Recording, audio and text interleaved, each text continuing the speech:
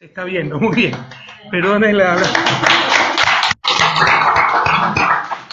tenemos que hacer malabares para poder realizar estas transmisiones. Me encuentro en este momento muy feliz dentro de los difíciles momentos que estamos viviendo como patria, porque estoy con mis hermanos migrantes. Me invitaron a una reunión por el 30S. Estamos en la Casa de la Paz, en Bruselas. Casa, lugar de encuentro de las fuerzas progresistas belgas que han luchado contra la dominación del África, contra el colonialismo en el Congo y en otros países de la hermana África, que han luchado contra el imperialismo de América Latina, el Plan Colombia, los tratados de libre comercio, etc. Es un honor para nosotros encontrarnos aquí.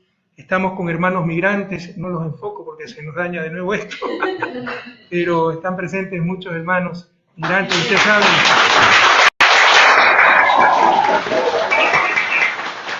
El honor que para mí representa estar con los migrantes, porque no lo digo ahora que soy político, he sido político. Ustedes pueden ver mis escritos, preguntarle a mis alumnos en mis cátedras, mi profunda admiración por los migrantes, son nuestros héroes modernos. Jamás acabaremos de agradecerles lo que hicieron por el país. Mientras nos quebraban los bancos en el 99 y expulsaban a millones de personas de su propia patria, ellos nunca se olvidaron de su país. Y trabajando tan duramente en tierras tan lejanas como Bélgica, como España, como Italia, como Estados Unidos, mandaban sus euros, sus dólares, las remesas de migrantes. Eso fue lo que nos sostuvo después de esa terrible crisis, esa crisis del 99. Y ahora nos dicen que los bancos son sensibles. Y ahora vemos a los bancos en Carondelet de nuevo retomando el poder. Es que no son los bancos malos, no los que quebraron, son los bancos buenos. A mí que me digan quién se opuso de los banqueros a las reformas a la ley de instituciones financieras del 94, que produjo la crisis bancaria, desregulando todo. Que me digan quién se opuso a la transitoria 42ª de la Constitución de Sangolquí, esa hecha un cuartel militar sin consultarle al pueblo ecuatoriano, que ya planificaba el salvataje bancario. A mí que me digan quién se opuso a la ley AGD, que quebró al Estado. Que me digan cuál de los bancos o banqueros se opuso o no practicó esa explotación mientras la gente le congelaban sus depósitos y le daban un certificado de depósito redimible, CDR. Habían banqueros, empezando por Guillermo Lazo, el Banco de Guayaquil, que se aprovechaban de la desdicha de nuestra gente, de ese atraco a nuestra gente, para comprarles esos certificados al 50%, al 40% de su valor. Que me digan quién no negoció con eso. Y ahí empezaré a creer pues que hay bancos que pueden con solvencia moral decir sí, nosotros no tuvimos nada que ver en la crisis, podemos tener el poder nuevamente, etc. Prohibido olvidar por el ecuatoriano. No se trata de guardar rencor, no se trata de permanecer en el pasado, se trata de aprender del pasado y entender que el desarrollo es un proceso de cambio político, relaciones de poder. Siempre nos han dominado los banqueros, siempre nos han dominado los medios de comunicación, siempre nos dominaron las oligarquías. ¿Qué logramos? ¿Qué alcanzamos? En estos 10 años que parcialmente nos liberamos de ese dominio, miren cuánto ha cambiado el país. Esta reflexión, pues, en homenaje a nuestros hermanos migrantes, estoy aquí en Bruselas con ellos, les insisto, pero de todo el mundo, ¿no? De Europa, de Estados Unidos, incluso en Asia, América Latina, por supuesto. Y hoy es un día muy especial, 30 de septiembre de 2010, hace 7 años, se atentó contra la democracia. Algunos niegan lo innegable, bueno, allá con sus conciencias. Lo importante, compañeros, es que cumplimos con nuestro deber a cualquier costo. Yo no me creo ejemplo para nadie, pero ustedes pueden estar seguros que toda mi vida, por convicción, por principio, he cumplido con mi deber a cualquier costo. Y ese día que los violentos, los abusivos, los que tenían el poder, pateaban a nuestros ciudadanos en las calles con el aplauso de la oposición, con el aplauso de ciertos medios de comunicación, me quisieron obligar a firmar decretos, derogando leyes, etc. Dije muy claramente, yo no firmo nada y salgo de aquí como presidente o como cadáver. Fue un día muy duro, muy triste para el Ecuador, una violencia inaudita, pero también un día histórico, porque la gente por primera vez salió espontáneamente a las calles por miles, por decenas de miles, no para tumbar a un gobierno, para respaldar a su gobierno, respaldar la revolución ciudadana. Siempre quedarán en nuestros corazones los nombres de Juan Pablo Bolaños, estudiante universitario, desarmado, asesinado por las balas de los violentos. Froilán Jiménez, que salió escoltando el carro donde suponían que yo iba. Y lo mataron de un balazo, probablemente ese balazo iba dirigido donde creían que estaba el presidente. Darwin Punch, soldado de inteligencia, lo descubrieron, lo acribillaron a balazos a sangre fría. Jacinto Cortés murió mientras rescataba al presidente. Edwin Calderón, policía, murió en un confuso incidente ya en el centro del regimiento Quito I. A todos ellos, a todas sus familias, a su memoria, nuestro homenaje, a sus familias, nuestro abrazo solidario. Y quiero saludar a los compañeros de Alianza País y de toda Latinoamérica que están reunidos en este momento en el Salón José María Lequerica de la Asamblea Nacional en una nueva versión del ELAP, Encuentro Latinoamericano Progresista. Aquí tenía los nombres de los compañeros que participan de toda América Latina. Somos nosotros referentes latinoamericanos y mundiales de la izquierda exitosa. Y Alianza País pues siempre auspicia cada año, cada 30 de septiembre este encuentro. Hoy nos visitan Axel Isilov, Unidad Ciudadana Argentina. Un abrazo, querido Axel, bienvenido a mi patria, estoy lejos, pero bienvenido a tu patria. Xiomara Castro, de Honduras, un abrazo, Xiomara. Héctor Díaz Polanco, de México. Abrazo a Héctor. Jorge Char, alcalde de Valparaíso, Chile. Andreina Tarazón, del PSUV de Venezuela. Sebastián Sabini, del Frente Amplio de Uruguay. Oliver Combliz, Media Ninja, de Brasil. Son los panelistas del ELAP y obviamente también está la dirigencia de Alianza País y muchos de nuestros militantes, por más que trataron de boicotear, porque no se imagina lo que estamos sufriendo en Ecuador, una doble moral terrible. Se suponía que yo era el dictador, el que impedía la libertad de prensa. Vaya, vean si hay libertad de prensa. Censura absoluta para el compañero Jorge Glass, para quien les habla, para nuestros compañeros. Censura, hacen lo que les da la gana a los medios, porque ya no hay control, ya no se aplica la ley de comunicación. Volvieron al poder, el poder mediático, la democracia mediatizada. Ahora se persigue con los organismos de control, la Contraloría. Te abren auditorías ya hechas. ¿Se imaginan dónde queda la seguridad jurídica? ¿No? Te abren, como en Yachay, las auditorías que estaban hechas, como la deuda pública. Entonces se acabó la seguridad jurídica. Como si tuviera un juicio que ya estaba finalizado, absuelto, y te vuelven a abrir. Se están viviendo momentos muy duros en Ecuador y con mucha hipocresía, con mucha doble moral. Y también estamos boicoteando todo. Este encuentro se iba a realizar en una importante universidad de Quito. A última hora cancelaron los locales. Iba a haber un mitin en la Plaza del Teatro con nuestra militancia. El municipio de Quito no dio el permiso, pero están centenas de militantes con nuestros ilustres invitados internacionales en el Salón José María Lequerica de la Asamblea Nacional. Un abrazo a todos ustedes. Y como ustedes conocen, el día pasado estuve en Colombia. Yo me quedé impresionado. Qué emoción, qué cariño nos tienen en Colombia, qué admiración. Me invitaron a los 150 años, el sesquicentenario de la Universidad Nacional de Colombia, la más importante de esa tierra hermana, y para que hable precisamente sobre la reforma en educación superior del Ecuador. Por ejemplo, cómo admiran allá a Yachay. Todos conocían Yachay. Eso es impresionante, presidente. Y acá recuerden cómo trataron a Yachay, los que no saben de universidad y saben bastante politiquería. No juguemos con los sueños de todo un pueblo, con los sueños de nuestros jóvenes. Para salir de su desarrollo debemos tener políticas de Estado. No es que todo lo anterior estaba mal para hacer politiquería, para diferenciarme. Eso es mediocridad. Si yo sabía que un gobierno iba a criticar y tratar de destruir Yachay, jamás hubiera votado por ese gobierno. Porque para mí es el proyecto más importante de la historia del país. Pero ¿cómo admiran en Colombia la reforma universitaria realizada por la Revolución Ciudadana y particularmente Yachay? A tal punto que me invitaron como el conferencista principal para celebrar los 150 años de Universidad Nacional de Colombia con la conferencia La Reforma Universitaria en Ecuador, Educación Superior, Ciencia y Tecnología. Y por si acaso, para aquellos que se acordaron de mi dulce progenitor en términos no muy corteses, hoy día de madrugada, hora de Ecuador, porque estaba enviando unos trinos y los borraba, estaba probando una nueva manera de encadenar los trinos, pero como no sabía manejar, me equivoqué varias veces y lo borré. Había gente que no estaba ya retuiteando, contestando, etc. Entonces tuve que utilizar el antiguo método porque parece que mi teléfono está desconfigurado y no se veía bien el orden en que salían los trinos. Pero precisamente me puse a ensayar cuando eran 2, 3 de la mañana hora del Ecuador, pero pese a esa hora había gente que me seguía. Yo ya tengo casi 3.300.000 seguidores, no solo son del Ecuador. Les pido mil disculpas porque estaba practicando un poco con el Twitter. Y compañeros, qué lástima lo que se está viendo en Ecuador.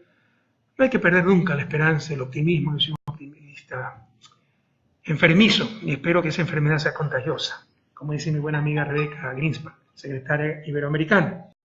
Pero qué duro momento que está viendo el Ecuador, que es peor que si hubiera ganado la oposición, porque se supone que ganamos nosotros las elecciones y utilizando nuestros nombres, nuestros números, hablando de Revolución Ciudadana, aplican el programa de la oposición y confunden a nuestra militancia. Eso pronto se tendrá que decantar, pronto se tendrá que definir, pero nos han tenido de show en show,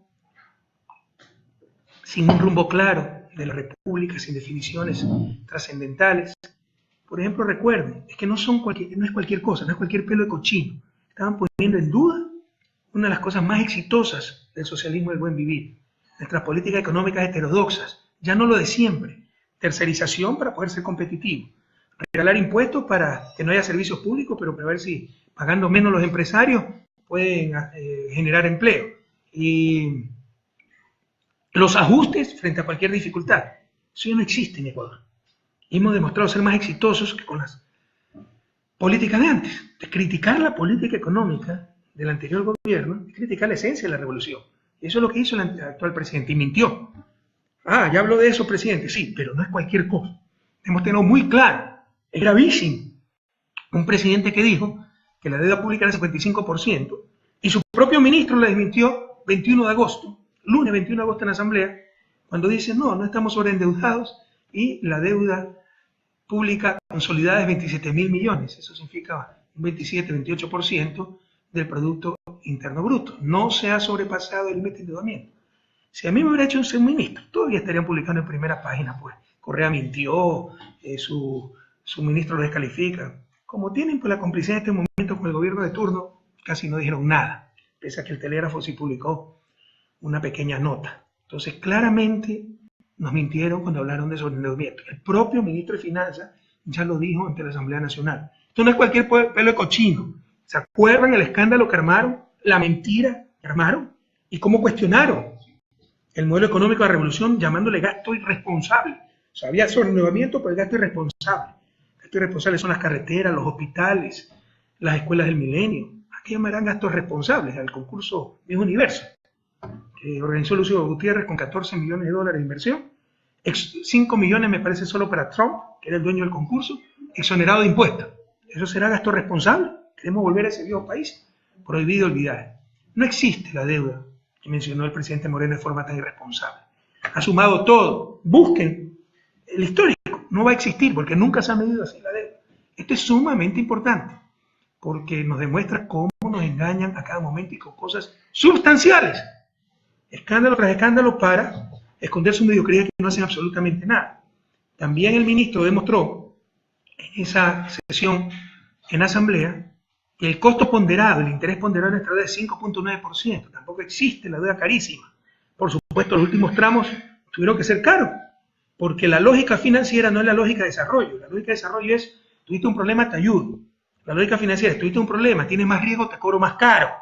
Pero luego de pasar la tormenta perfecta, pueden reperfilar, pueden renegociar la deuda, sacar deuda cara por más barato. Pero el costo ponderado es 5.9%, más barato que antes de la Revolución Ciudadana. No tienen por dónde criticar el modelo económico, pero cómo nos engañaron. Quiero decirles que la prensa internacional en Colombia estuvo y me mostraron que sí habían publicado ese papelón de que el propio ministro desmintiendo al presidente y dándome la razón a mi expresidente. Pero en el Ecuador la mayor parte de la prensa hizo mutis por el foro. Y se consolida la recuperación económica. Esta semana el Banco Central sacó ya los datos trimestrales, segundo trimestre de 2017. Haciendo frío ya por acá, así que permítanme tomar un cafecito. Tenemos tercer trimestre consecutivo de crecimiento. Esto tampoco es cualquier cosa. Somos la admiración de la región, del mundo. Porque todo lo que pasamos, terremoto incluido, el terremoto solamente nos hizo crecer 0.7% y más de 3.000 millones en pérdidas, solo el terremoto, no las miles de réplicas que ha habido. Más litigio que perdimos contra Occidente, Chevron tuvo que pagar 1.100 millones, 10.000 millones de pérdidas en exportaciones en 2 años, apreciación del dólar. Colombia nos depreció el peso más de 80%. No es cualquier cosa. La historia sabrá reconocer que cuando mejor gobernamos, Fue estos 2 últimos años donde no teníamos el agua hasta el cuello, estábamos con snorkel, pero no perjudicamos a los más pobres, no hubo paquetazo, y ya entregamos una economía en crecimiento. Lo demuestran las cifras del Banco Central, lo cual también desmiente al presidente Moreno, que dijo que la situación económica era crítica.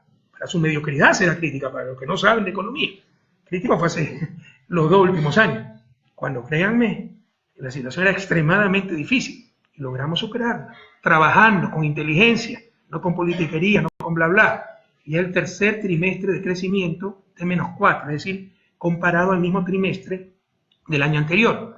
El último trimestre del 2016 crecimos 1%, primer trimestre de 2017 2.2% y este trimestre 3.3%. Segundo trimestre del 2017 empezó en abril, o sea, es mi gobierno, esto no es que se decreta, estos son los resultados de las políticas aplicadas. ¿Cuál es el mayor peligro de nuestra economía? Perdónenme que caiga en mi formación o de formación de economista. Como siempre lo he dicho, el sector externo. El talón de Aquiles de un país en desarrollo no es el sector fiscal, eso es ideológico. ¿Por qué? Porque ajustar el sector fiscal es disminuir gastos en salud, educación, eso no le interesa a los poderes fácticos, al capital financiero. Pero si digo que el problema del sector externo quiere decir restringir importaciones, eso sí es privado, eso sí es el gran negocio, eso no me toque, es pura ideología. Pero el problema lamentablemente es externo, ¿okay? Hay que cuidar mucho el sector externo y como no lo están haciendo, el saldo en cuenta corriente es la parte más importante del sector externo. Hay otra parte que se llama cuenta de capitales, que si me prestan 100 millones, perfecto, tengo liquidez, pero no soy ni más rico ni más pobre. Tengo 100 millones en caja y 100 millones que debo. Cuenta corriente es lo que me hace más rico, más pobre.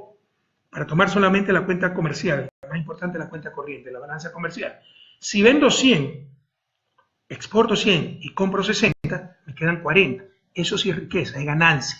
Riqueza generada, ganancia. Pero lo importante para sostener a un país en el largo plazo es el resultado de cuenta corriente. Ese resultado, con todas las medidas que tomamos, pese al desplome de las exportaciones, pese a la apreciación del dólar que nos quitó competitividad, en el segundo trimestre del 2016 fue 954 millones de dólares. Ya está en 59.2 millones. Hay que tener mucho cuidado. Ya está en casi 15, 16 veces menos. ¿Por qué? Porque se bajaron las salvaguardias. Dijimos que en junio acababan las salvaguardias. Tampoco fue decisión del anterior gobierno. Así estaba el decreto. Hay más liquidez en economía, más demanda nacional y bienes internacionales. Y había demanda congestionada. Gente que esperaba, ¿no? Que demanda acumulada, gente que esperaba que se deroguen las salvaguardias para empezar a comprar. Entonces había un boom de importaciones que nos pone en riesgo el sector externo y básicamente la cuenta corriente. Pero la buena noticia pues es que ya llevamos tercer trimestre sin decrecimiento consecutivo de -4. Le insisto, la alerta es el sector externo. Dejamos la economía en el segundo trimestre del 2016, 594 millones de superávit cuenta corriente. Ahora está en 59.2 millones, sin terremoto, con precio del petróleo recuperado, etc. Entonces es algo que es serio, hay que ponerle atención. Y como ya se le derrumbó el asunto, yo sé que el equipo económico le dijo, presidente, no se pegue tiros en los pies, ya basta, no hable de la economía porque no sabe. Lo que va a hacer es que el financiamiento sea más caro, porque asusta a la gente y no es verdad lo que está diciendo, ¿ya? Entonces empezaron, como tampoco pueden negar las obras, ¿cuál es la nueva estrategia? Criticar las obras, que están mal hechas, y van a buscar el ladrillo que falta. ¡Qué mediocridad, Dios mío! Le llegó el turno de refinería, ¿se acuerdan de refinería? ¿Se acuerdan todos que dijeron de refinería? ¿Sí se acuerdan que dijeron que estaba a punto de explotar? Bueno, ¿cuándo explotó? Pues no sé. Pero se dan cuenta cómo nos mienten. Se dan cuenta de la irresponsabilidad con que manejan las cosas. Y está funcionando al 100%. Entonces, que se calentaba el reactor, eso significaba que había sido una estafa la reconstrucción y criticaron hasta cosas que no habían sido rehabilitadas. Es decir, palo porque bogas, palo porque no bogas. Que gastaron 1.200 millones en la rehabilitación, pero porque no rehabilitaron esto también. O sea, algo increíble. Pero ¿se acuerdan que dijeron que éramos unos responsables, habíamos puesto en peligro Esmeralda, la patria entera, y estaba a punto de colapsar la refinería? ¿Dónde está? Y luego de hacer el escándalo, llaman a auditorías internacionales para darse tiempo, para no quedar tan en ridículo. Porque el calentamiento del reactor que fue reemplazado, el reactor anterior estaba hasta fracturado, eso sí era una bomba de tiempo. Y ahí está el cementerio de hierros, yo lo he visto en la refinería Esmeralda. El reactor es nuevo, puede estar calentando por mala operación, porque se afectó por los terremotos, los temblores posteriores al terremoto, ¿ya? Por diferentes motivos. Pero primero hicieron el escándalo y dijeron que estaba a punto de explotar. Bueno, pues entonces tenemos que parar con la refinería. Está funcionando al 100%. Prohibido olvidar, es un show cada semana para justificar que no han hecho media casa.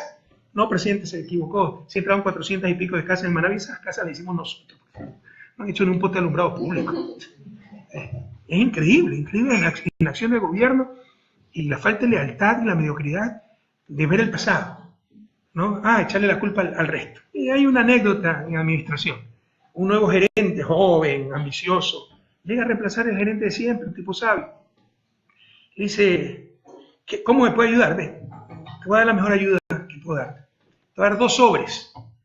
Al primer problema que hayas causado y que no puedas resolver, abres el primer sobre.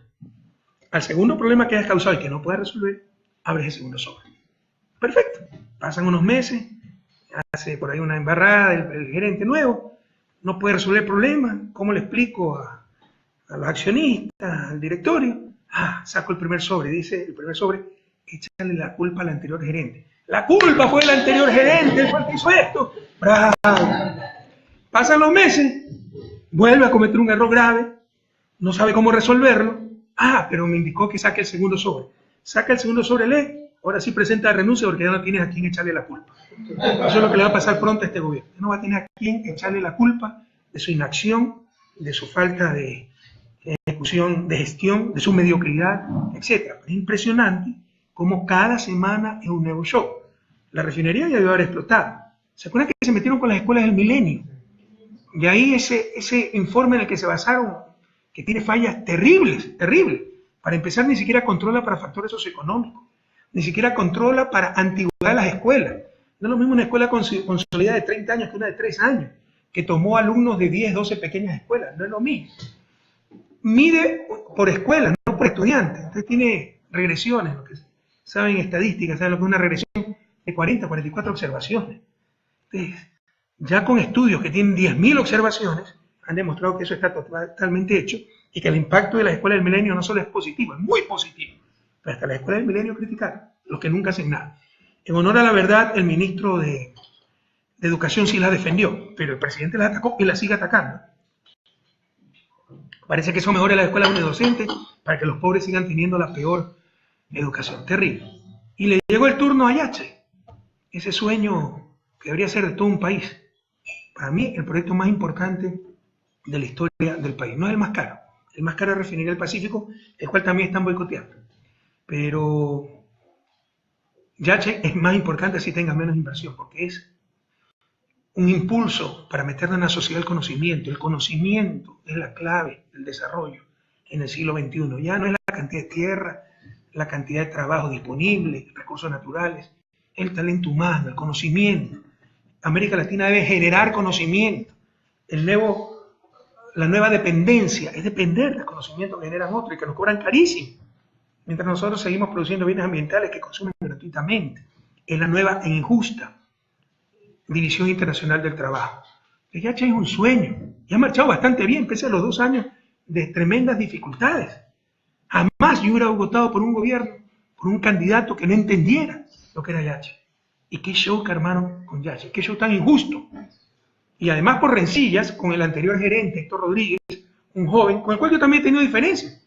Yo también creo que ha cometido errores, que debió dar prioridad a más clases antes que un auditorio.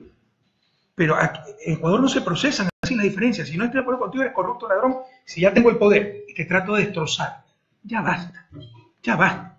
Ahora nos critican por no haber hecho todo. Nadie dijo que se puede hacer todo en tan poco tiempo. Empezamos a construir Yacha en el 2012. Vaya, vean Yacha, siéntense orgullosos. En Colombia, ¿cómo admiran Yacha? Está impresionado. No conozco a nadie que haya, de buena voluntad, que haya visitado Yacha y no salga asombrado.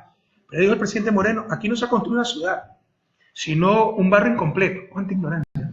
O sea, en 4 años vamos a construir una ciudad. Por el amor de Dios. Y entiendan lo que pasamos los últimos años. Es que la escuela todavía no tiene agua. Claro, porque no logramos acabar a tiempo el sistema de agua potable, los caminos, porque en 2 años nos falló todo. Y en vez de hacer un paquetazo para el pueblo ecuatoriano, preferimos parar ciertas obras por urgentes que fuesen, por importantes que fuesen, más que urgentes. Lo urgente se atendió. No todo urgente, no toda cosa importante es urgente, ¿no? Entonces se atendió lo urgente, pero se postergaron cosas importantes. podemos continuar con ciertas construcciones en Yacha. Pero hay 4 edificios mal construidos, por favor. Y con sobreprecios. Ahí estuvo el Cuerpo de Ingenieros del Ejército. Y comparan cemento para casa con cemento para laboratorio. Está bien que Contraloría revise, y si hay sobreprecios que se hagan presos los corruptos. Pero seamos un poco serios, ya basta de show. Y qué pena, ojalá que no traten con estos escándalos de decir, Yacha está sobredimensionada, devolvamos la tierra a los terratenientes. Porque por ahí esos intereses se expropiaron muchas tierras, no es grato eso. O sea, son haciendas productivas, parte de la historia familiar. Yo me acuerdo que hablé con una familia muy importante de Ibarra, y disculpen, pero necesitamos estas tierras. Ofrecimos poner una placa a todas las personas que colaboraron con sus tierras, ¿no? Expropiación es venta forzada, pero se paga por esa tierra y se pagó buen precio, ¿ya? Ojalá no busquen devolverle la tierra a esos terratenientes para después tener que recomprarla mucho más cara. Y se habla cualquier cosa, ¿y qué daño? Supongo que le quieren hacer daño a Rafael Correa, pero le hacen daño a la patria. ¿Dónde está la inversión de 3.000 millones? ¿Ustedes creen que vamos a mentir con algo tan serio? Yo no miento, señores. Ni en las cosas pequeñas, peor en las cosas grandes. Se trata de una inversión de 30 años. El primer año son estudios, prototipos, no puedo dar más detalles porque es un acuerdo de confidencialidad. Y como no ven nada el primer año, es todo mentira. Y ya salieron ciertos inversionistas, va a ser una profecía autocumplida. Porque con todo el escándalo que hacen, ¿quién va a venir a invertir a Yacha? Yo les pregunto, ¿dónde están los 1.200 millones de inversión en Pozola? Y firmé eso en junio del 2016. Recién pusieron la primera piedra el 31 de agosto, el presidente Moreno. Y ni siquiera mencionó que era obra del anterior gobierno. No ha dicho nada de ello, todo anterior. En todo caso, y con los social cristianos. Los social cristianos fueron los primeros a oponerse a Puerto de Pozola. Vengan con los cuentos que vengan. Porque querían hacer mayor el calado del canal para privilegiar a los puertos privados que son de la Argolla en Guayaquil. Incluso hubo una propuesta para que el puerto de agua profunda sea en Puerto Bolívar y no al entrar a Guayaquil, para no quitarle negocio a los puertos privados. Boicotearon por todos los medios ese puerto y estaban primeritos en la foto de la primera piedra. Bien por ello, ese fruto del diálogo. Pero en todo caso, ¿dónde está pues la inversión de 1.200 millones? Eso se firmó en junio. Que primero hay que hacer los estudios, primero hay que hacer, ver las mareas, los estudios barimétricos, todo aquello. En Yacha se dio un año para hacer los estudios, el prototipo, hay 400 hectáreas para luego poco a poco empezar a construir la fábrica. Ya fueron a hacer el escándalo y van a hacer que se cumpla la profecía, ¿no? Que se vayan los inversionistas y me van a hacer quedar como mentiroso. Qué bueno por ellos, qué mal por el país, porque así nunca vamos a salir de su desarrollo. No les digo las compañías que se fueron por, insisto, un acuerdo de confidencialidad y para no dar un mal mensaje, pero terrible, terrible lo que hace la irresponsabilidad, la mediocridad y la ignorancia, porque no entienden. Saben ustedes que en promedio, esa es mi profesión, una universidad para que alcance su madurez académica toma 20 años. Yacha todavía no gradúa a los primeros estudiantes, pues ya critican todo y todo lo que falta. Y qué lástima que para esto se preste algunas veces las propias autoridades. Ahí vi autoridades diciendo, sí, nos falta laboratorio, nos falta aula. Un momentito, un poco más de humildad, un poco más de gratitud. La patria ha hecho un inmenso esfuerzo. ¿Cuándo se ha visto que en 4 años se ha construido tanto? Vayan a visitar Yacha, siéntanse orgullosos de la patria nueva. Pero no, le falta más laboratorio, le faltan más aulas, ya basta. Yo prefiero que no sean tan brillantes, sean un poco más humildes, más solidarios. Lo que se ha invertido en Yacha significa no hacerlo un centro de salud, significa no hacer una nueva escuela. Ya basta. Y entiendan los 2 años que hemos pasado, pero créanme que me da una profunda pena cuando había dirigentes y ciertos estudiantes. No, nos falta más aulas exigiendo, ¿no? No agradeciendo educación pública gratuita de primer nivel, muchos de ellos alojamiento gratuito. Cuidado, la inmensa mayoría de estudiantes de Yacha son maravillosos, chicos brillantes, muy comprometidos con la patria. Algunos amigos personales míos con qué cariño me reciben. Pero ojalá no esté surgiendo el germen de la arrogancia, del engreimiento, de la politiquería. Nos falta esto, nos falta el otro. Como que son emperadores y el país debe estar en función de ellos. Un poco de gratitud del sacrificio que ha hecho la patria por ustedes, queridos chicos, querida autoridad de Yacha, todo lo que se ha hecho en tan pocos años. Por supuesto, falta mucho por hacer, pero el esfuerzo ha sido inmenso. Destierren esa arrogancia, ese engreimiento. Y les insisto, los que tengan alguna duda sobre Yacha, vayan a visitarlo y siéntanse orgullosos de la patria nueva. Para hasta Yacha quisieron criticar. Y ojalá no haya oscuros intereses, además de la politiquería, nuevamente hicimos caer mal la correa.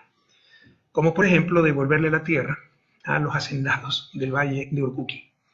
Y también pues, le tocó el turno a Monteverde, que está oxidado aquí, 258 observaciones. Le falta el letrero, falta papel higiénico en el baño, la pintura en el poste, es algo de Ripley. En todo caso, la verdad, yo he hablado con capitanes extranjeros, no es que me lo han contado, y me han dicho, es el mejor puerto que he estado en mi vida, el mejor puerto, Monteverde. Pero para esta gente que no hace nada, todo está mal.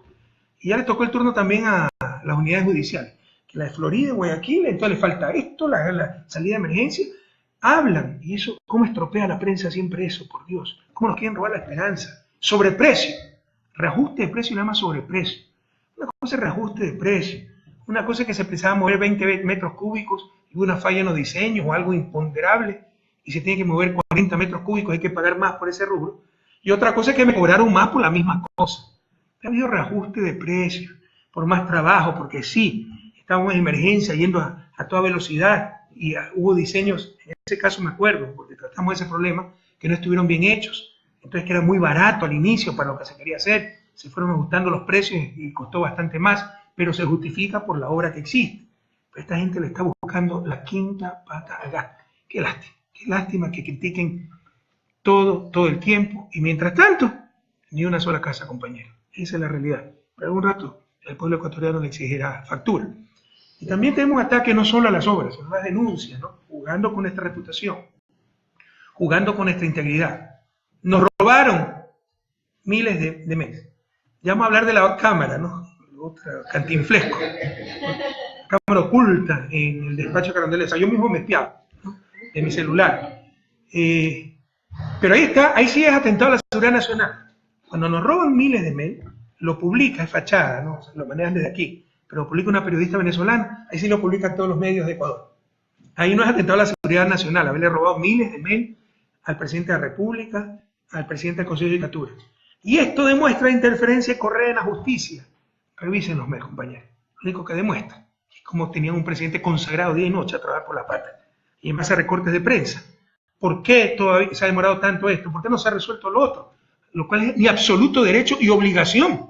Jamás decir un juez, oiga, y jamás lo hice, que diga un juez cuando lo llamó el presidente de la República, declare culpable o inocente a tal persona, pero con todo derecho y con toda obligación, decirle, oiga, ¿por qué se demoran tanto los juicios? Que además pueden ser permisos para el Estado. Ustedes saben que nos pueden demandar en cortes internacionales cuando se demoran demasiado los juicios. Chevron lo hizo, lo tuvimos que pagar centenas de millones de dólares, porque se había demorado 17, 20 años. Un juicio que los ganamos, pero se había demorado demasiado y nos demandaron en cortes internacionales. Es mi derecho y obligación, deber, ¿verdad? Que las cosas avancen, etc. Revisen los medios, para que vean qué clase de presidente tenía. Insisto, yo no me creo mejor ni peor que nadie, pero sí les puedo asegurar que dejaba todo por servir a mi patria el puesto tan alto con que me honró el pueblo ecuatoriano. Entonces por ahí alguien dirá, no, ahí hay un mail que hablan de una reunión con jueces y el presidente. Eso fue un error de agenda, revisen, ¿no? Que el presidente tenía que reunirse con los jueces y los ministros decían, no, pero eso no me ha dicho, no. Y nunca se realizó esa reunión. Pero cuando ven el primer mail, verán para qué era la reunión, que además nunca se realizó. Era un error. Para sacar la estadística de flagrancia, porque no teníamos estadística de los delitos de flagrancia. Inicia el compromiso con reunión del presidente con jueces para levantar estadística de flagrancia. Pero además es un error, porque el presidente no tenía que reunirse para eso, y efectivamente nunca me reuní para eso. Yo nunca me reuní con ningún juez. Pero nos roban, ¿ven? Y ese es el encuadre. Y ya tengo 2 demandas del MPE Pachacuti. ¿Por qué? Porque he interferido en la justicia, porque pregunto, oiga, ¿por qué después de 3 años no se resuelve el juicio con Comisuma? ¿Por qué no avanza esto? ¿Por qué no? Ese es mi deber y mi derecho. Pero así, a ese nivel hemos caído. Y bueno, la Cámara espía en Carondelet, por favor, no, ya pasa vergüenza ajena, ¿no? Pero qué cantinflesco, por Dios, ¿cómo un presidente se puede prestar a eso? O sea, bastaba que llame un conserje para que lea las explicaciones de esa Cámara, que no funciona desde enero del 2010. Porque en el 2009, 2008, 2009, no recuerdo, se remodeló el despacho. Y tenemos sospechas de que entraban, de hecho, Gustavo Larrea, cuando era ministro de Interior, nos trajo unos micrófonos que había encontrado en el despacho. Nunca le creímos, le llamábamos capitán mentira, ese tipo, un mentiroso compulsivo. Pero sí notábamos que se estaban papeles en diferentes posiciones. Tenemos sospechas de que se entraba en el despacho cuando el presidente no estaba, y para hurgar, para revisar, etcétera, ¿no? La secretaria, para limpieza, el conserje, etc. Entonces decidió poner una cámara, dos cámaras, una cámara oculta en la pared de vigilancia, no de espionaje, de seguridad, y una cámara portátil en una especie de papelera.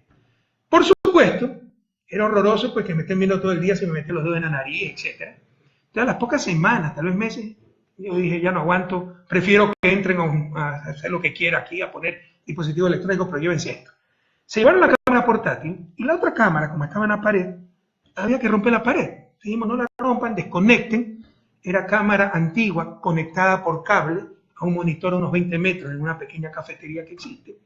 No es IP, Internet Protocol, no tiene protocolo de Internet. No se puede manejar remotamente, no se puede manejar de una computadora sin cable. Peor de un teléfono celular, como mintió el presidente de la República. Nuevamente lo invito a que demuestre que yo manejaba esas cámaras de mi teléfono celular, que dicho sea el paso del teléfono a la presidencia, lo dejé, el único que usaba, en la presidencia, revisen. Doy libertad a todos, les firmo lo que quieran, que revisen lo que quieran de mi teléfono. Son tonterías. Entonces se desconecta la cámara, como no la sacamos, para estar seguro incluso se pone un parche, un tape de estos doble cara, ¿se han visto? Que es brillante arriba. Eso se pone. Todo el mundo ve ahí está el parche, todo el mundo sabía eso. En los barridos enseguida se detectaba la cámara porque estaba ahí. Y según ellos en 3 meses no la han detectado. Nadie vio el parche, que estaba al fondo, al lado de la librera, no estaba cubierto, nada. O sea, pero el parche, o sea, cubriendo el lente de la cámara, además desconectada. Y dice que se arrimó una de seguridad y vio que sintió que la pared estaba caliente. La pared tenía fiebre. No ve el parche, pero siente que la pared está caliente, por el amor de Dios. Y sale irresponsablemente a decir, una cámara espía, ¿no? Yo he estado espiando las reuniones, mis propias reuniones, ¿no? Y manejada por celular por el presidente Correa, que lo demuestra. Yo sé que Fiscalía ya avanzó en la investigación, que van a caer en ridículo. Son mentiras, pero lo están tapando. Ya para ganar tiempo es que van a llamar expertos internacionales. Expertos internacionales para algo así. Bueno, de acuerdo, que lo llamen. Pero si no encuentran nada, que los pague ellos mismos, no el pueblo ecuatoriano, porque Contraloría glosa eso. Pero mientras tanto, tener su resultado la Fiscalía, pues como es tan ágil para otras cosas. Yo sé que ya tomaron declaraciones, que los técnicos le han dicho, esto está desconectado del 28 de enero del 2010. Esto tenía un parche. Esto es por cable, no es protocolo IP, no se puede comprender remotamente. Peor de un celular. Es una cámara de seguridad, no es una cámara de espionaje. Y si fuera de espionaje, o sea, toda la gente que entraba a Carondelet conmigo era registrada. La reunión era conmigo. Entonces, ¿para qué me voy a espiar yo mismo? O sea, no necesita el menor análisis. Pero ese es el nivel de gobierno que tenemos, el nivel de presidente que tenemos. Por el amor de Dios, ¿qué nos está pasando? Un poquito más de seriedad. Si no se trata de las formas, se trata del fondo, tener seriedad, no de los modales, la seriedad, la responsabilidad para ir a un país. Y por si acaso, ¿no? La persecución continúa. Ya me pusieron a mí una denuncia por las preventas petroleras. Villavicencio, 3 veces prófugo, 3 veces. Prófugo cuando tuvo un juicio en una empresa privada, prófugo con el primer juicio por calumnias, cuando dicen por la libertad de expresión. Presentó una demanda, falso testimonio, con abogado firmada, diciendo que el 30S yo me había salido a la Universidad Técnica Equinoccial a preparar mi rescate. Al fiscal, eso presentó. ¿Ustedes saben si hacen eso en un país como Bélgica? No en Bélgica, estuvo las sanciones del caso, fue temeraria, maliciosa y temeraria la denuncia por los techos, segunda vez que huyó. Y tercera vez por este hackeo de mail que hemos tenido, también huido. Y pese a eso, a ser un prófugo recurrente a la justicia, hace denuncias con rueda de prensa, en ese nivel ha caído, a ese nivel ha caído el país. En todo caso, hasta el 2010, hasta el 2012, por el código, hasta que salió el nuevo Código de Finanzas Públicas, yo tenía que aprobar ciertos montos de deuda, eran deudas muy grandes, no recuerdo el monto exactamente. Se firmó el decreto 466, autorizando una operación financiera con China de 1.000 millones pagada con petróleo. ¿Qué se llama? Acuerdo de 4 partes, Petrochina, Unipec, me parece, Ministerio de Finanzas, Petroecuador. Acuerdo de 4 partes, 1.000 millones, ¿no? Pago con petróleo. Pero no es que estipulo el precio, la tasa de interés, plazo, nada, solo autorizo.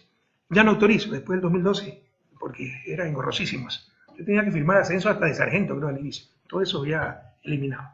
Entonces, ahora resulta que por eso soy culpable supuestamente de malas ventas hasta el 2016. Y de acuerdo a ellos, ¿Por qué se ha perjudicado al país? Yo no soy técnico, o sea, no, que revisen lo que les dé la gana, del punto y coma, cómo se establecía el precio, el diferencial, pero conceptos y manejo, pues conceptos económicos. ¿Cuál es el argumento? Que Perú compró más barato en el mercado spot nuestro propio petróleo de parte intermediaria, entonces perjudicamos al país.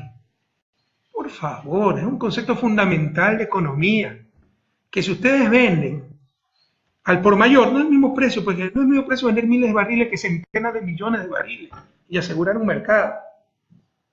Y que para tener seguridad tienen que sacrificar un poquito de rentabilidad. Claro, ustedes pueden vender el mercado spot y ganar una vez, y la próxima es perder.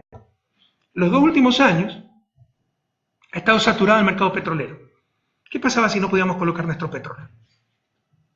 Entonces, esa es la seguridad que les da una venta, preventa petrolera. Recibimos la plata ahora, 1.000 millones, y pagamos con petróleo a través del tiempo. Aseguramos también mercado, además de financiamiento. Yo lo dije esto desde cuando fui ministro de Economía. Oye, con China somos el hambre y la necesidad, como anillo al dedo, porque ellos son los principales financistas del mundo, financian hasta Estados Unidos, y nosotros tenemos excedentes de petróleo y ellos necesitan hidrocarburos. Entonces se juntan la necesidad del uno con la necesidad del otro. Damos petróleo y nos dan financiamiento, pero conceptualmente es impecable. Somos el ejemplo para América Latina de esta clase de operaciones. Y estos mediocres a tratar siempre de dañar todo. ¿Y qué daño que le hacen al país? Porque si se cierra esa fuente de financiamiento, bueno, o sea, todavía tiene algunos años el gobierno y ellos mismos van a ser los perjudicados. Pero en todo caso, el concepto es muy claro, ¿no? La alianza estratégica, financiamiento a cambio de petróleo. Es que en el mercado de spot Perú compró nuestro propio petróleo más barato, más caro, perdón. Le pudimos vender directamente y ganar más. Sí, esa vez. Y la siguiente vez podíamos perder. Podíamos no vender nuestro petróleo. Y no es lo mismo vender miles de barriles que centenas de millones de barriles. No es lo mismo que compren una docena de huevos a 1.000 docenas de huevos. Van a conseguir seguramente un descuento. Insisto, yo no sé la parte técnica, pero estos son los conceptos, ¿no? La parte técnica en caso petrolero. Y si ustedes quieren tener seguridad, tienen que sacrificar un poco de rentabilidad. Si quieren tener más riesgo, ahí sí, es como un bono. Cuando el país es riesgoso, te cobran más, cuando el país es menos riesgoso, te cobran menos por el bono. Es una ley financiera fundamental. Estos señores no la entienden. Pero además, no, compró más barato Perú a los intermediarios, porque la operación ha sido que nosotros dábamos petróleo a Petrochina, no le enviaba a su refinería, sino que mandaba a estos intermediarios, y yo vendía nuestro propio petróleo, y son empresas allegadas al gobierno, entonces era para lucrar, para hacer negocios, qué sé yo. Entonces resulta que deben ser cómplices Finanzas, Petroecuador, Petrochina, las intermediarias, incluso Petrotailandia, porque en los últimos años hicimos preventa petrolera con Petrotailandia. Ya basta, es uno de los problemas también en la mentalidad ecuatoriana, en el debate público. Si no estoy de acuerdo contigo, eres ladrón. ¿No? Si, no, yo creo que se puede conseguir un centavo más, eres ladrón. Es que lo vendieron intermediarios. Nosotros vendemos con quien tenemos convenio. Me dicen los expertos petroleros que no es que se sale barril de petróleo del Ecuador y llega el mismo barril de petróleo a la refinería. No, eso lo pueden utilizar en otro lado, pero con ese barril ya tienen otro barril para compensar excedente, para compensar y ponerlo en la refinería. No es que llegue el mismo barril, pero obviamente ese barril define cuántos barriles fueron finalmente a la refinería. Pero, insisto, qué tristeza que se hace el país, porque por eso no se toman decisiones. Por eso la gente tiene miedo. Yo quiero decirles una cosa. 2012, 2013, no somos tontos. Las cosas iban muy bien, barril de petróleo a $100, dijimos, esto no va a durar para siempre. El único riesgo que veo en el horizonte es desplome del precio del petróleo. Compremos seguros petroleros, como tiene México. Le di la orden al equipo económico, a Patricio Rivera, pregunta, a Fausto Herrera, ¿ya? Y el equipo económico se moría de miedo. Porque si ustedes invierten 400, 500 millones en seguros petroleros, se desploma el precio del petróleo y evitamos perder 3.000 millones de dólares, lo van a beatificar y a poner de candidatos al premio Nobel, el pueblo ecuatoriano, los pseudoanalistas. Pero si gastan 400, 500 millones en seguros petroleros y no cae el precio del petróleo, lo van a meter preso por ladrones porque gastaron plata por gusto. Y nadie toma decisiones. Y yo me acuerdo que en el informe que me hicieron, decían que necesitaban una ley para poder comprar seguros petroleros. ¿A quién me va a convencer con eso? Yo sabía que estaban mintiendo. Los comprendía, porque se morían de miedo. Y no se compraron los seguros petroleros, y miren lo que pasó con el precio del petróleo. Entonces, mientras funciona así el país, que los que no hacen nada critican todo, y está bien la crítica, pero no la crítica de mala fe, no la difamación. La gente no va a tomar decisiones y nosotros mismos nos hacemos el harakiri, nos hacemos daño como país. Así nunca vamos a salir del subdesarrollo, compañeros, a elevar el nivel de debate. Se hablan demasiadas tonterías, ¿no? Insisto, como Perú compraba más barato, más caro, con mejor precio nuestro petróleo en el mercado spot, entonces predicamos al país 2.000 millones, dicen. Por favor, estamos hablando de ventas de mucho mayor volumen, estamos hablando de asegurar mercado, son normas financieras elementales. ¿Qué pasaba si no podíamos colocar nuestro petróleo por no haber hecho contratos a largo plazo? Ah, sí, hoy podíamos vender más caro a Perú. Tal vez mañana nadie quería comprar, tenemos que vender mucho más barato. ¿Me explico? Esos son los riesgos del mercado de spot. Son cosas elementales. Realmente, y hay unas fallas enormes en esa demanda. Confunden amortización con gasto, barbaridades bastante elementales. Pero ahí tenemos ya enjuiciado al presidente de la República, más que enjuiciado, demandado. Y por si acaso, por ejemplo, Pozo Sim, otra barbaridad, ¿no? Un pozo que ha sido recontra rentable, pero involucraron a Raimundo y todo el mundo. A nuestro anterior ministro de hidrocarburos, no voy a decir su nombre, uno de los involucrados, le cuesta $120.000 su abogado. Él sabe que va a ganar el juicio, porque es ridículo lo que está planteando la Contraloría. Pero $120.000 le cuesta eso. Entonces ya basta de jugar con la honra de las personas, con la tranquilidad de las personas. Como decía Martí, si no luchas, ten la decencia de respetar a los que sí lo han hecho. Si no hacen nada, ten la decencia de respetar a los que sí hemos hecho, y bastante. Y la otra ataque, pues ustedes ya saben, ¿no? Eso es lo que más indigna, porque es lo más sagrado que tenemos, y hay gente que sabe cómo nos hemos dado la vida, en este caso para evitar la corrupción. 10 años en nuestro gobierno, y nunca se dio cuenta el presidente Moreno de las múltiples irregularidades, lo dice por todos lados. ¿Cómo ustedes pueden explicar eso? Y no 10 años como un asistente, como un empleado de empresa pública, 6 años como vicepresidente, y 4 años como delegado en Ginebra. ¿Cómo puede entender que nunca se dio cuenta de las múltiples irregularidades? CNN le preguntó eso a alguien, no me acuerdo, y la respuesta fue, es que yo estaba en el sector social. Primero es mentira, él no estaba en el sector social. El sector social lo manejaba yo, él manejaba un programa, 2 programas.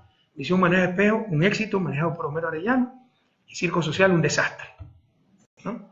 Pero, ¿cómo es que nunca detectó si eran tan múltiples irregularidades como no la detectó? Esa es la canallada, saben que están mintiendo. Pero están utilizando la lucha contra la corrupción como instrumento de politiquería, jugando con lo más sagrado. Alianza País es un movimiento de gente honrada, ustedes son gente honrada, nuestros cuadros son gente honrada. ¿Qué cuadro está involucrado en esto, excepción de Jorge Glass, por motivos políticos a los cuales han apuntado?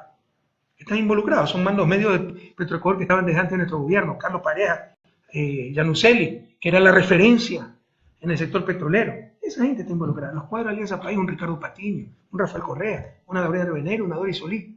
¿En qué estamos involucrados? Ah, Jorge Glass. Jorge Glass es un hombre inocente, vamos a hablar de eso. Pero un perseguido político, ahí nadie dice absolutamente nada. No es un botín político.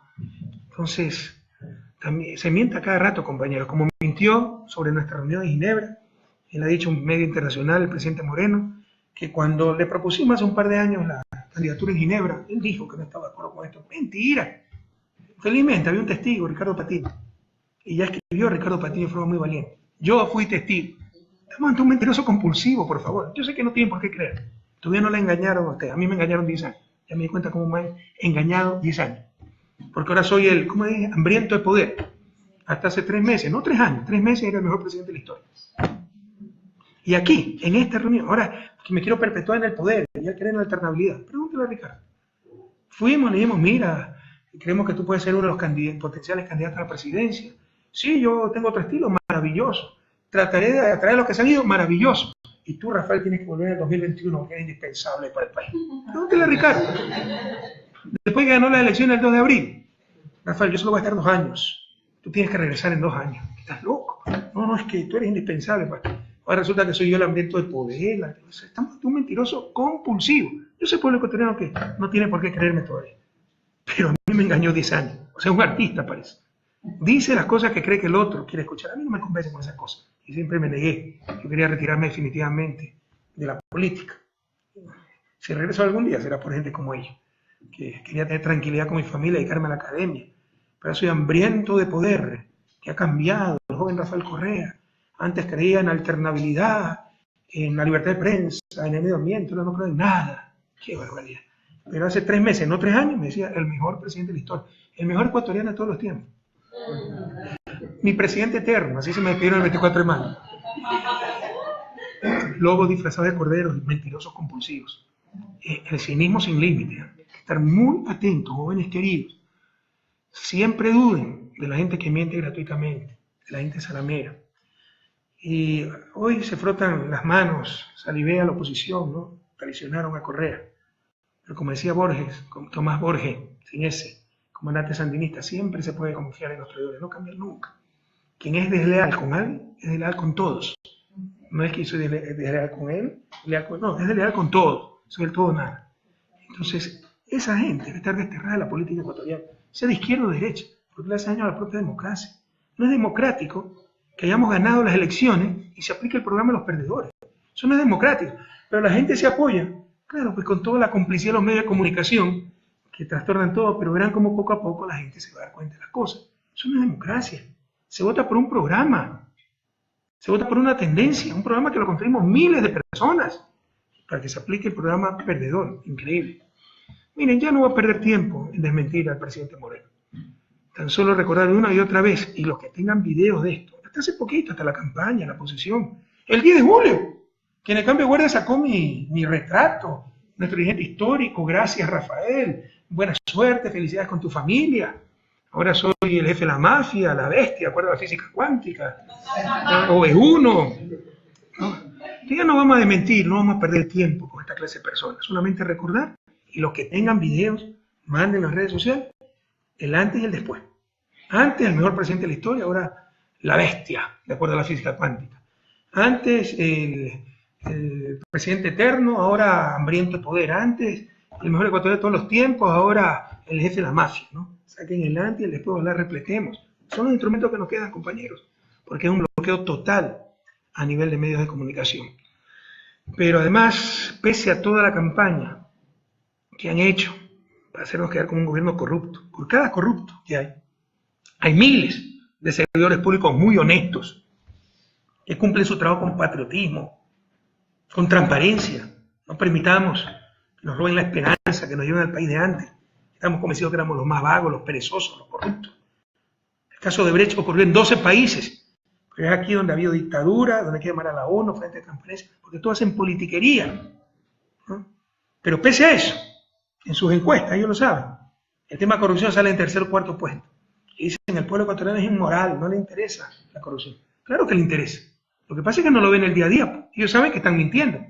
Ellos saben que han sido casos aislados, los grandes negocios de rémoras en Petroecuador, de la empresa privada como Odebrecht, corrupta y corruptora.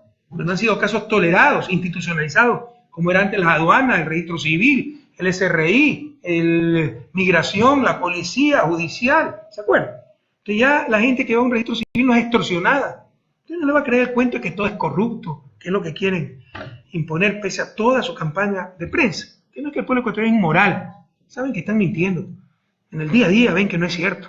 Ustedes, compañeros, ciudadanos, compatriotas, cada vez que vean una de estas campañas, antes de dejarse manipular por la prensa, por sus medios, la derecha y sus medios, por el gobierno, pregunten, ¿han visto corrupción? El pequeño artesano que ahora le vende al Estado, la compañera vigilando el desarrollo, ¿ha visto corrupción?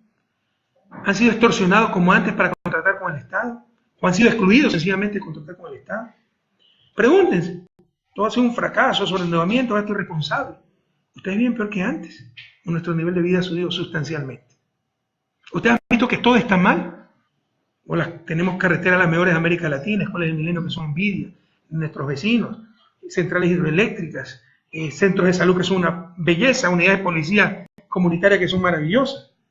No se dejen engañar, tan solo comparen su vida cotidiana, vean su realidad, no lo que tratan de decirle los medios mercantiles que tratan de destrozar la revolución ciudadana. Y vamos al tema fundamental, compañeros, que más nos preocupa en este momento, tema Jorge Glass y Odebrecht. A mí ciertos compañeros, entre comillas, me han aconsejado no hablar de este tema, porque me estoy quemando políticamente. En los análisis que hace el gobierno, el error en la estrategia de Correa, porque yo soy su principal opositor, yo que me tengo que defender por redes sociales, imagínense lo frágil que es el gobierno. El error en la estrategia de Correa es defender a Jorge Glass. Estrategia.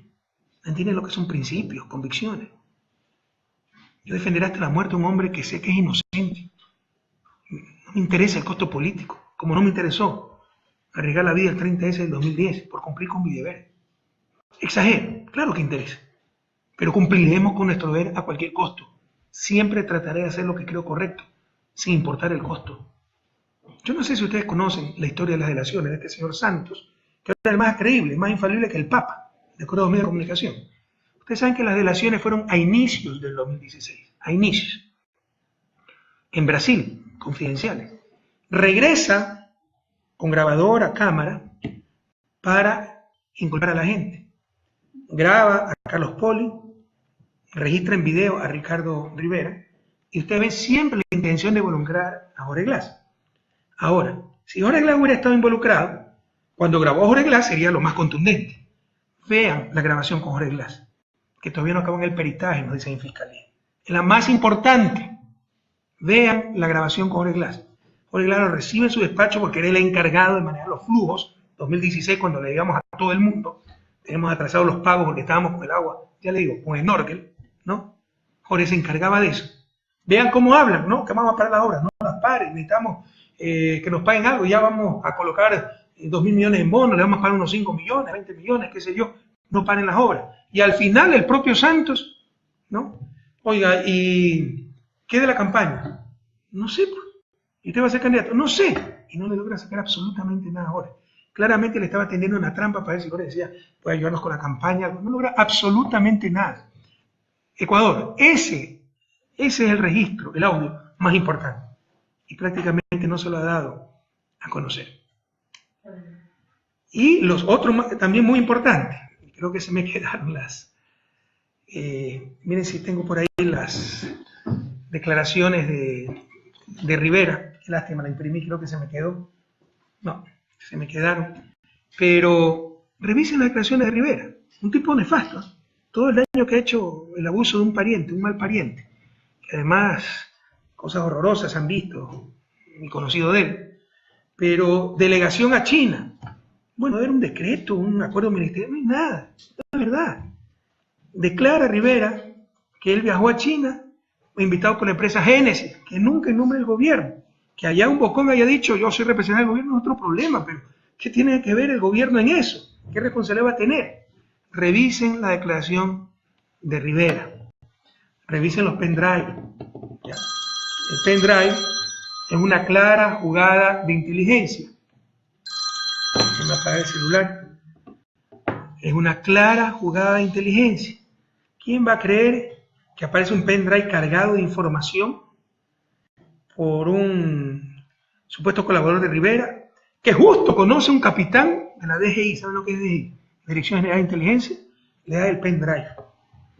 Cuando se examina el pendrive, que además no dice nada, yo he revisado los correos, no dice nada, ¿ya?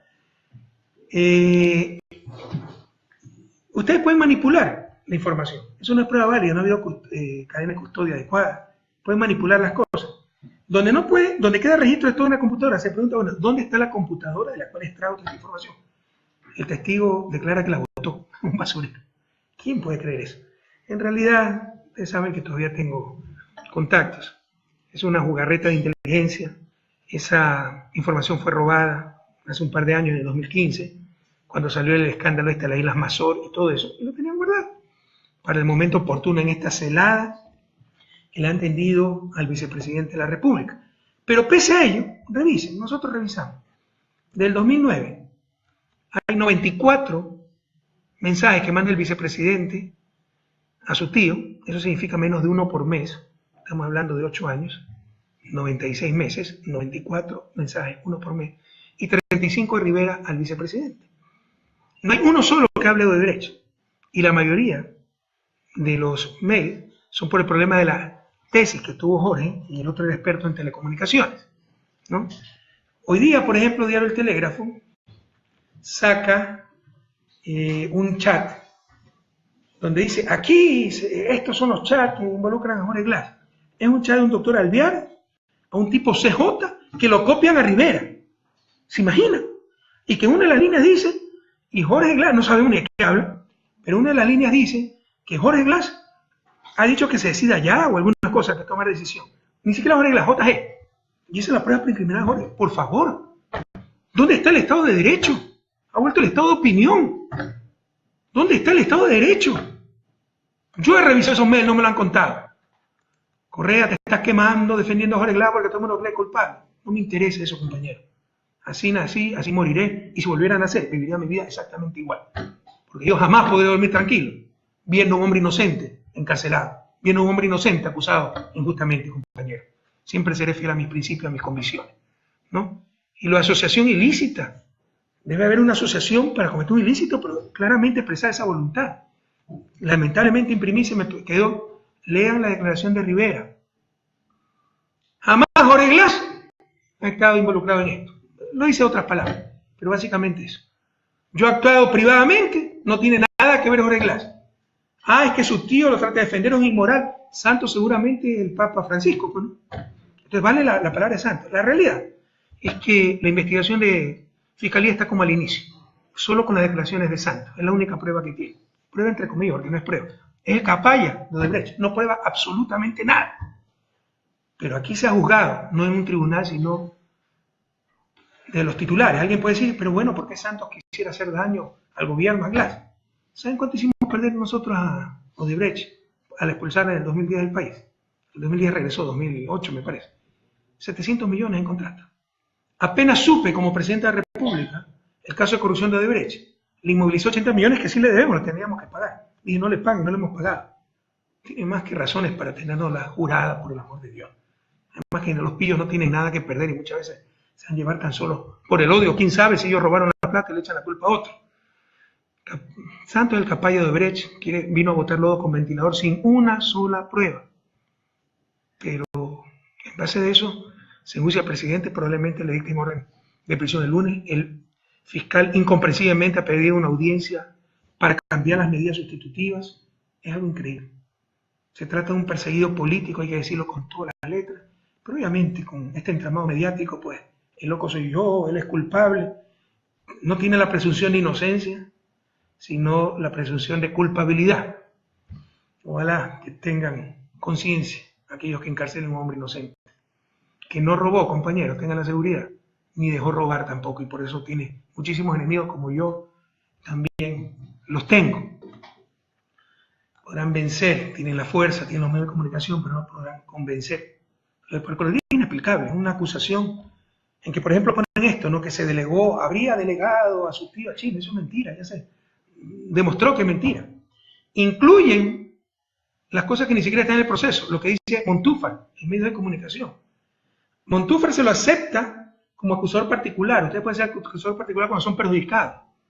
El argumento es que como ciudadano ecuatoriano fue indirectamente perjudicado, entonces los 16 millones pues podemos acusar particularmente. Y para eso está la acusación del Estado, por medio de la Procuraduría que nos representa a todos. Son cosas terribles lo que ha pasado en ese proceso totalmente viciado, donde las autoridades competentes han estado absolutamente presionadas. No se ha fallado en función de derecho, no se ha actuado en función de derecho, sino en función de conveniencias políticas, presiones políticas. Y si yo me tengo que quedar con un voto, por decir la verdad, no me interesa, compañero.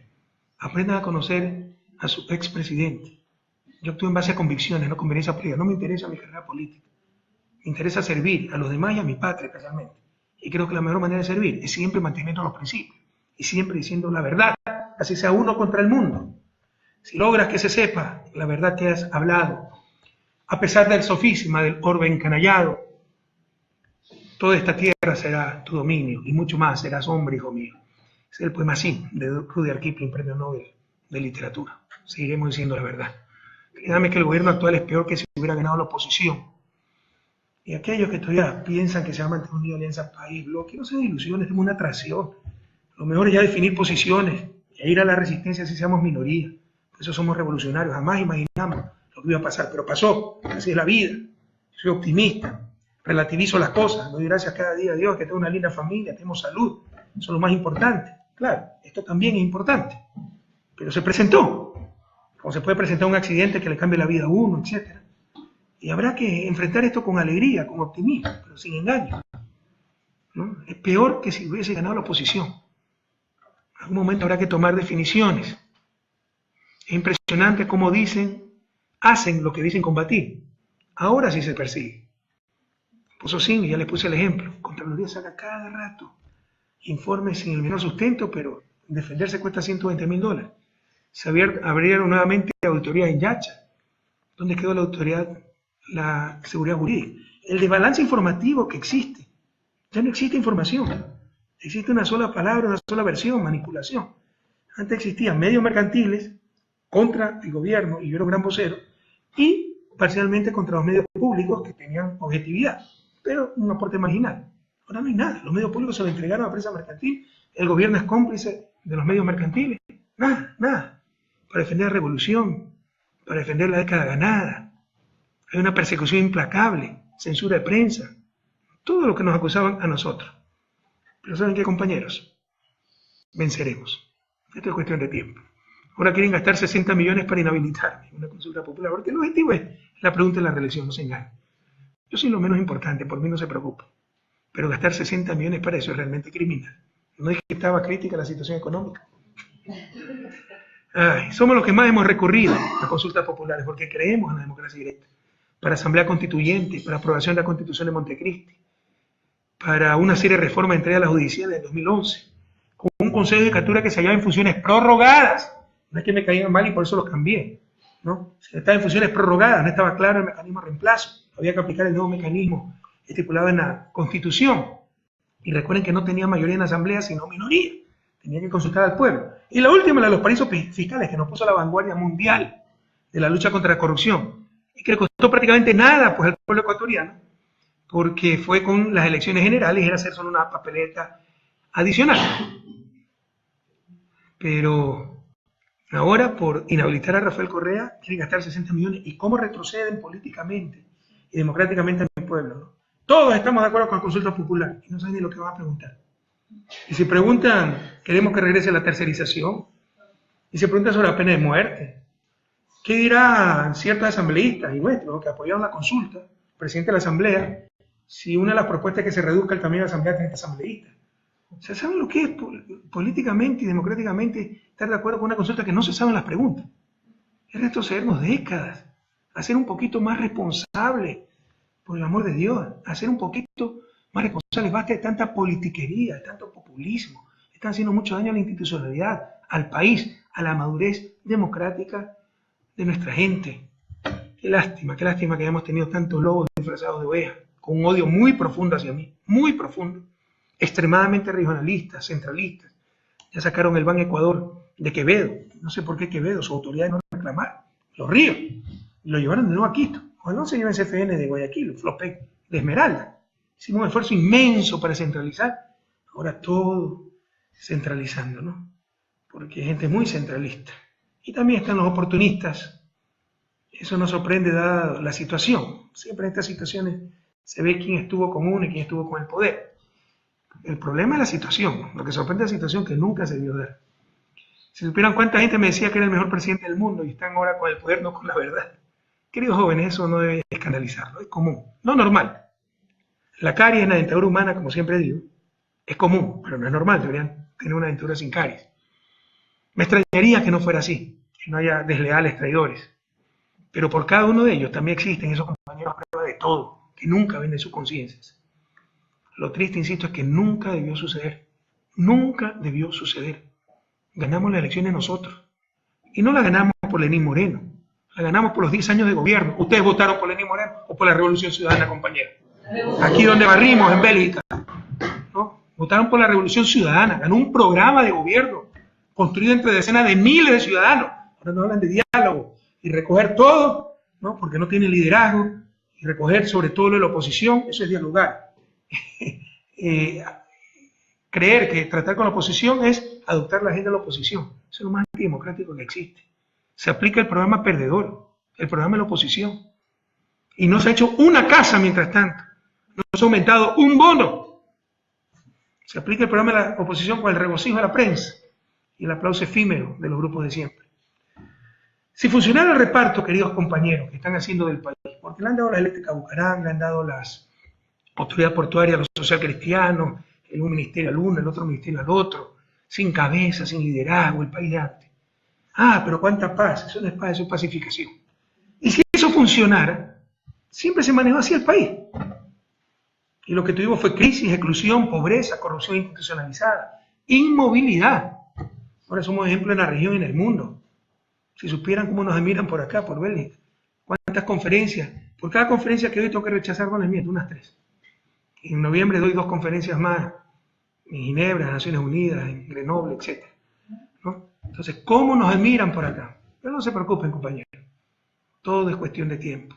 El alcalde Rodas comenzó con 89%, apoyado por toda la prensa. Pero nos pueden engañar un mes y veo el bache. Nos pueden engañar 6 meses y veo más baches. Nos pueden engañar un año y veo mucho más baches. Pero después de 1 año y medio y no veo nada, diga lo que diga la prensa, no creo en nada. Y ahora este señor tiene 30%, nada más. Todo lo cínico, ileal y mediocre será efímero. Mientras tanto, a resistir para que hagan el menor daño posible. ¿Y saben otra cosa? Si algo de este Ecuador y la historia, en Latinoamérica, porque en Colombia me dijeron lo mismo, son los traidores. Y sobre todo el Ecuador del siglo XXI. Los traidores nunca han vencido. Vean todos los que traicionaron a la Revolución Ciudadana, ahora andan por los techos, perdieron todas las elecciones. Porque a los traidores no se los estima, se los utiliza. Y en el momento de la verdad quedan solos, después de ser utilizados. Los traicionados jamás volvieron a confiar en ellos, y los que lo utilizaron nunca confiaron en ellos. Todo esto será efímero. Tienen la fuerza, tienen la complicidad de la prensa. Vencerán en el corto plazo, pero jamás convencerán. Estar orgullosos de la década ganada, de esta leyenda llamada Revolución Ciudadana. Estar seguros que gobernamos con manos limpias, mentes lúcidas y corazones ardientes por la patria. Estas manos, queridos compañeros, están limpias y serán limpias por siempre. Ustedes, compas queridos, a tener fe. Vamos a vencer. Es cuestión de tiempo. Hasta la victoria siempre, compañeros.